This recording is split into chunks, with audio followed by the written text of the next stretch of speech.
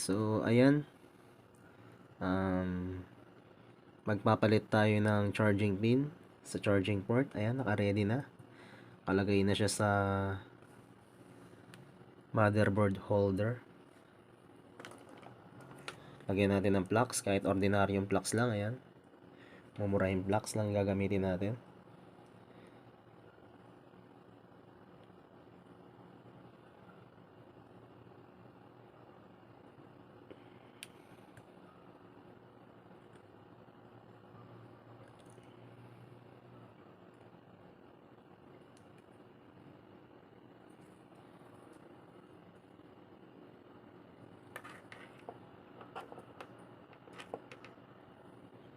And then, gamitan natin ng hot air.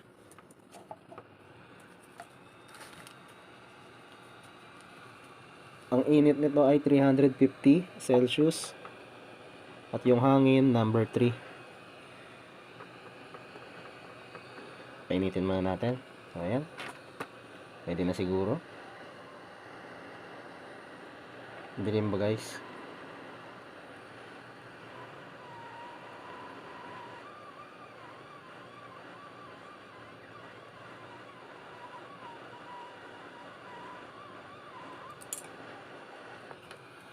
Ayan. Aglit lang.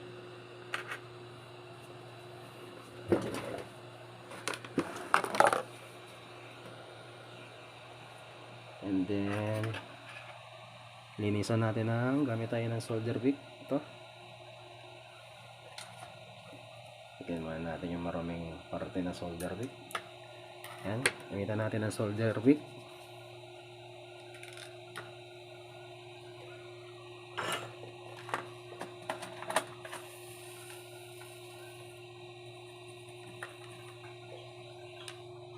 Tsaka ng panghinang, no? Linisan natin.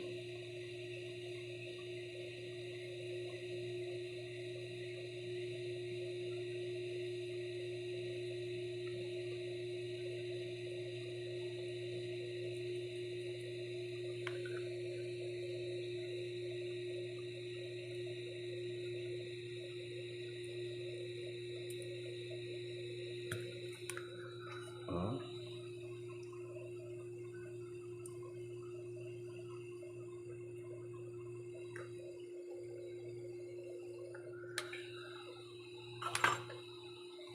Yan natin ang flux.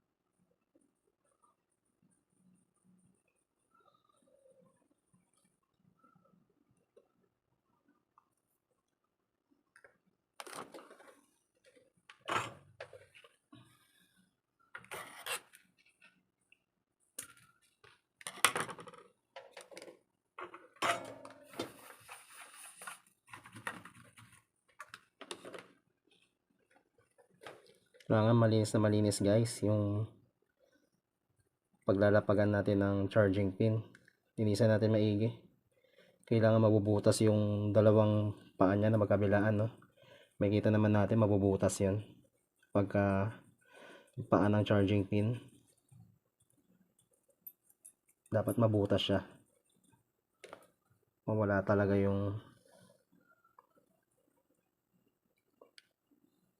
LED tingga. Painitan nyo lang maigi. Ayan. Mag-iinit naman yung solder wick. Hinihigupin niya. Medyo mainit nga lang sa daliri guys, no?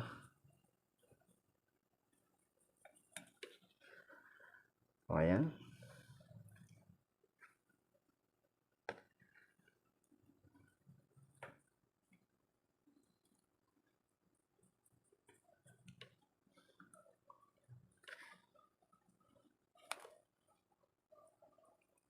Din sa mga paa ng connector, yan, linisin din natin.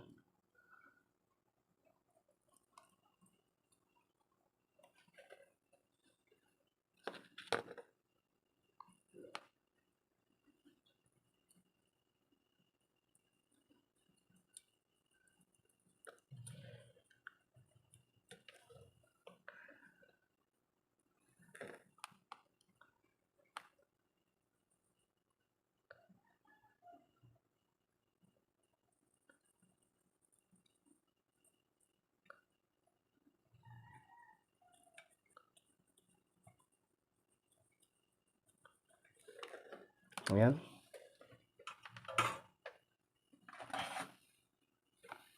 Then linisan natin para matanggal yung flux at makita natin kung nabutas na siya.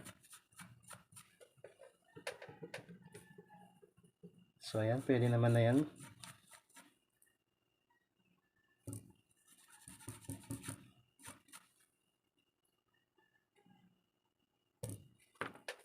Ito sa kabila hindi mabutas eh. Saglit niya. Nakakulang sa flux guys, no? Itong bandang kaliwa. Mas maganda kasi yung butas siya guys, yung may butas. Para lumapat yung charging pin. Malapat siyang maigi.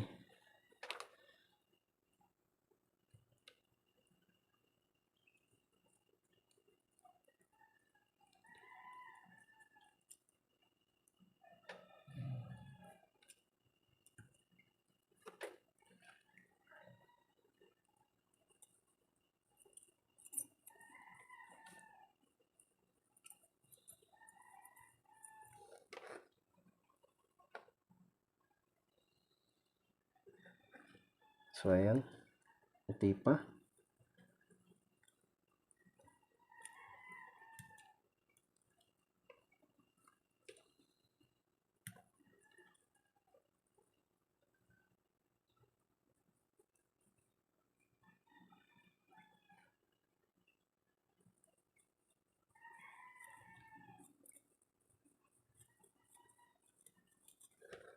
Ayan.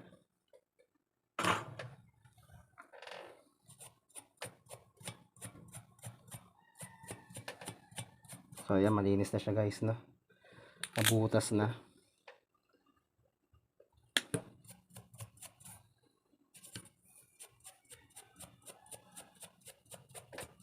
Di baling mabagal guys, no? Basta sure ang ating trabaho, no? So ito yung charging pin na ilalagay natin. Ayan.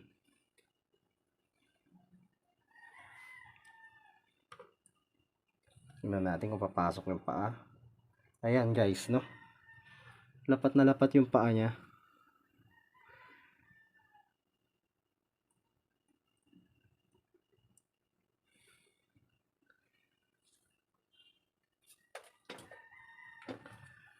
Ayan.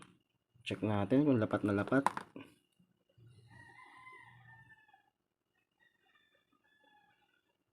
Lapat na lapat siya guys. So dahil masyadong maliliit, Para hindi kayo mahirapan guys, pwede nyong gamitan ng jump wire or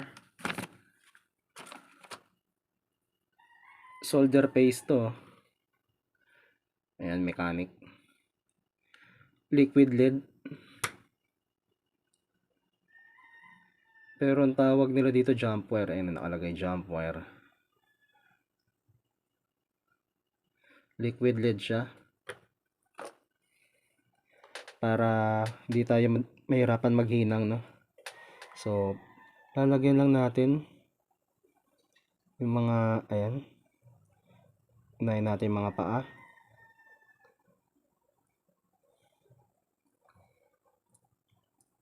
Nagalaw.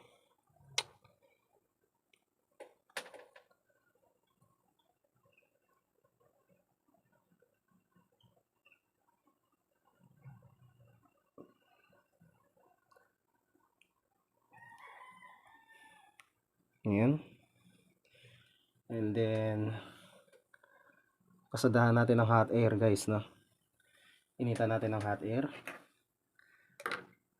Then, dapat nakadiin to guys, ayan.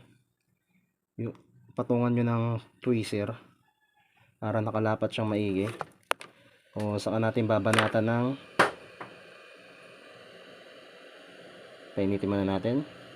Dahil nag-automatic yung hot air natin guys, no? Painitin muna bago natin itutok.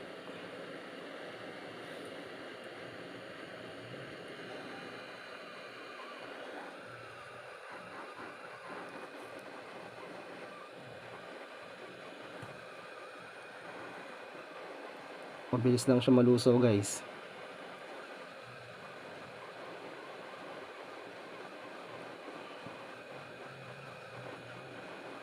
So tama na.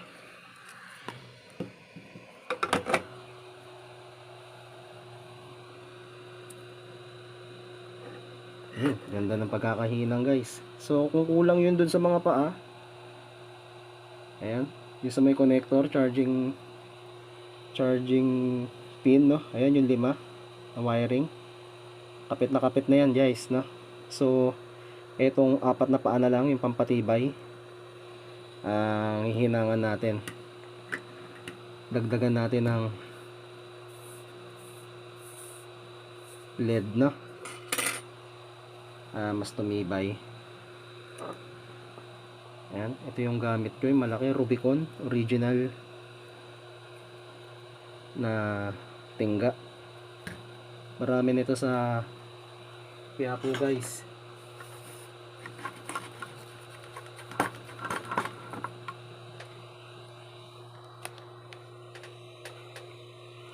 Para mas matibay yung kapit, dagdagan natin ng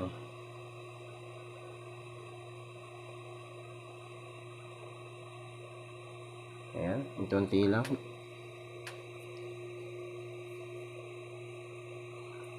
Huwag masyadong marami guys, no? Dapat tansyahin nyo lang din. Kasi pangit naman bubukol. Ayan.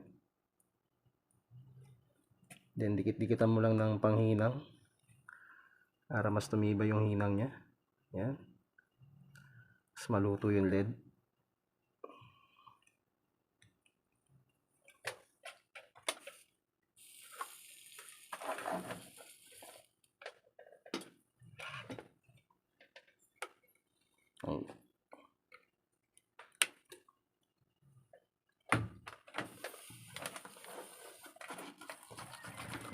Linis ko lang yung panghinang natin dahil marumi.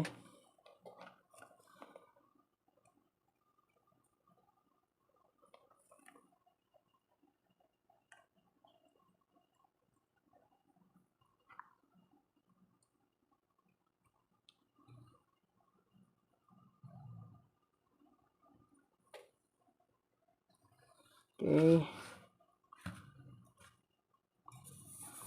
Ito naman sa kabila. Ito nyo ba?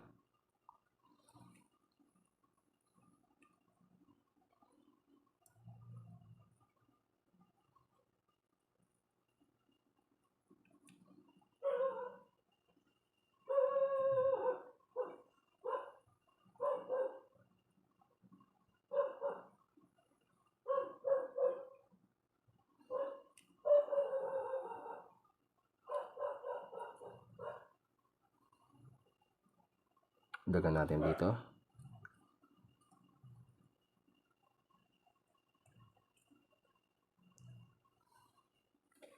Yan. Check natin. Linisan muna natin guys, no?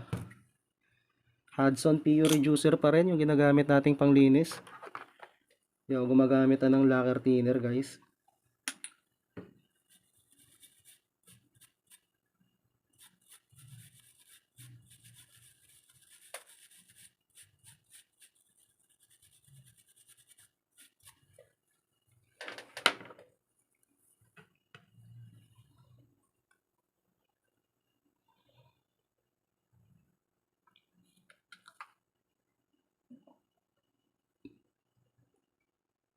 So ayan.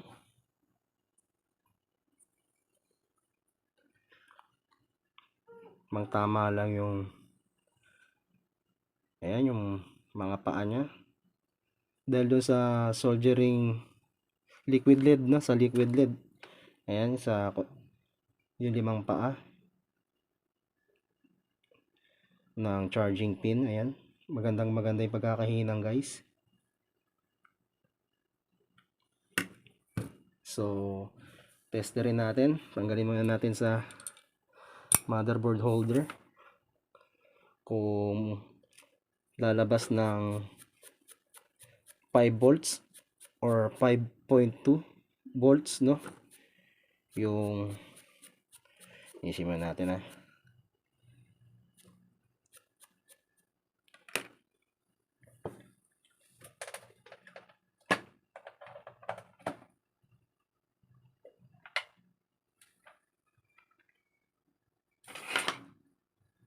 saka natin ang charger.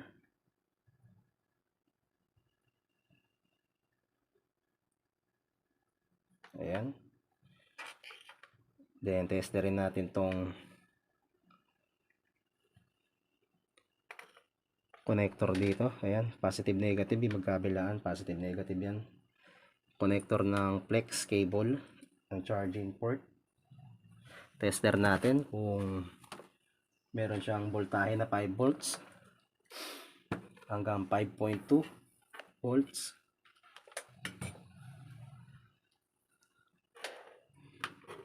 So ayan, taas ko lang yung camera natin guys, para makita nyo yung tester. Ayan.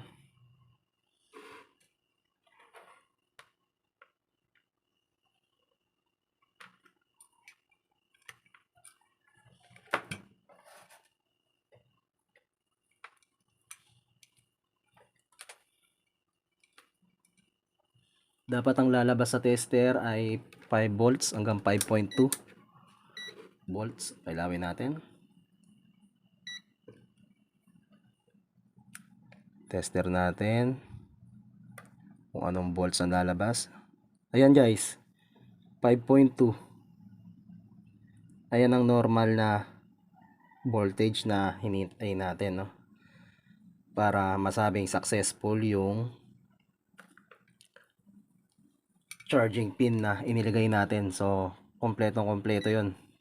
Dahil dun sa liquid lead na nilagay natin, ganda ng pagkakahinang. Ulit, ayan, 5.2 volts.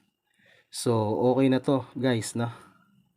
Pwede na natin ibalik dun sa cellphone, no? Yung ganong 5.2 ay normal na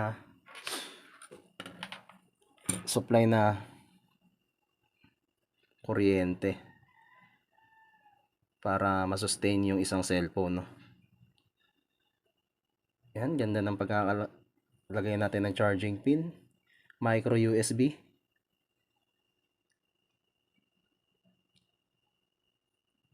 Ganun ng tamang pagpalit ng charging pin. So sa mga hindi pa nakasubscribe, mag-subscribe naman kayo guys, at paki-like ang aking video, at wag po sana kayong magi-skip ng mga ads kapag nagpe-play kayo ng video ko. So sana may natutunan kayo guys. Maraming salamat po. Ingat tayo.